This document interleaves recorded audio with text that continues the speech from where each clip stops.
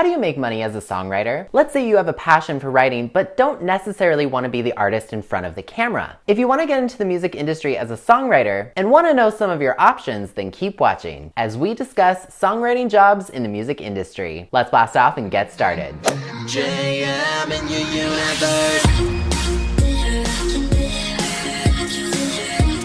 Konnichiwa friends, I'm Jonathan Miller and welcome back to Jonathan Miller Music, where we help each other become better artists. I make pop music and every Wednesday on this channel I'm helping others take their music to level 2. If that sounds good, consider subscribing and ringing the notification bell, maybe giving this video a like and sharing it with a friend. My goal is to hit 10,000 subscribers by the end of this year, so if you find this video helpful, any interaction with it helps me out a ton. If not, why? I'm trying to help you get a job in this awful economy and you can't even subscribe? Okay.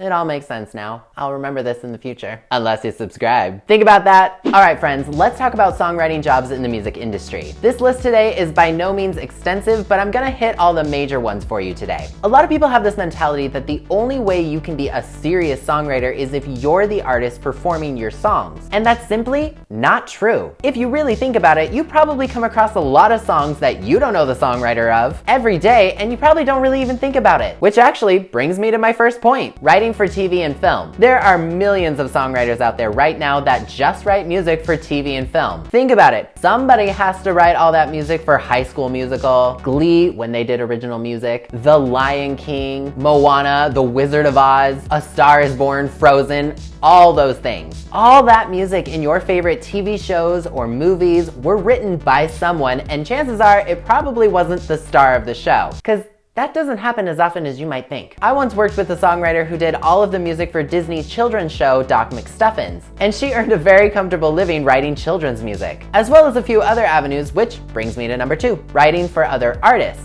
Even the best artists on the planet write music with other people. It oftentimes is a team effort, whether you are Beyonce, or Doja Cat, or Ariana Grande, or Drake. Even they perform music that they didn't write 100% themselves, and that's okay. Furthermore, some of the most popular singers' signature songs weren't even written by them. Party in the USA by Miley Cyrus was actually written by Jessie J, Make It Right by BTS was actually written by Ed Sheeran, and even Irreplaceable by Beyonce was written by Neo. This technique is actually called getting your songs placed in the industry. And it's been a very common practice for many, many decades. In fact, not even 20 years ago, it was much more common to actually not write your music than it was to write it. This practice is actually how many songwriters get their songs placed with like K-pop or J-pop acts. I actually worked with a songwriter too who primarily got a living by writing for other artists over in Europe. Lyrics usually get translated to various languages, and writers earn royalties from those placements. So if you're interested in writing for other people, getting a manager who has a really good list of A&R reps in various countries who can really help shop your music around can ultimately lead to an impressive payoff. Another way you can earn money as a songwriter is by actually composing background music for content creators online. YouTubers are always looking for background music, or even just simple sound effect clips for transitions. There are many sites you can join to offer your services if you specialize in writing instrumental songs, or even full-fledged vocal productions, depending on what the client needs and what you're able to offer. Furthermore from that, another way you can earn money as a songwriter is making royalty-free music. Both writing for creators and royalty-free music are usually one-time transactions unless otherwise specified, meaning that a client pays you one time to create some piece of music, and then you do not ask for any royalties in the future, hence royalty-free, no matter what they choose to do with it. This is exactly why samples are usually so expensive, because you can set your own price to kind of help make up for that no royalty thing. This is a great side avenue for songwriters if you've made something in the studio that you like, but you know for a fact that you probably won't use it yourself. You could sell it to someone else for a fee and make a profit that way. Now, everywhere else as a songwriter, other than these one-time transactions, your paycheck generally comes from music royalties, which you accrue every time your song is publicly performed. A public performance can be anything from like a stream on Spotify to a literal public performance at a live show, being played in the background at a restaurant or a grocery store. In order to collect these royalties, you'll need to join a performance rights organization like ASCAP or CSAC or BMI. I've done numerous videos about those, which you can check out with the link in the description below, and make sure you subscribe if you have not done so, because they will collect those royalties on your behalf and then distribute them to you every quarter. order. This is true for almost every single songwriter out there. Royalties are your biggest source of income, specifically